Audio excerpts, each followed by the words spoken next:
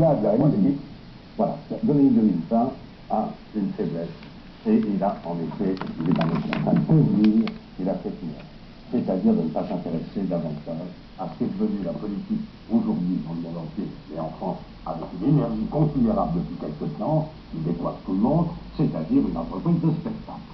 Par conséquent, comme ça n'est pas un homme de spectacle, comme c'est quelqu'un d'assez bizarre, on va aller plus loin tout à l'heure pour analyser un peu son comportement, pourquoi il écrit comme ça, pourquoi il est dans la littérature, pourquoi il est comédie, pourquoi il s'intéresse à Napoléon, à l'histoire, il a parlé tout à l'heure de la Révolution française, est-ce que quelqu'un a écouté tout ce qu'on dit, est-ce que l'histoire est encore présente dans ce pays? Bon, ça n'est pas un entrepreneur de spectacle, c'est une grande faiblesse.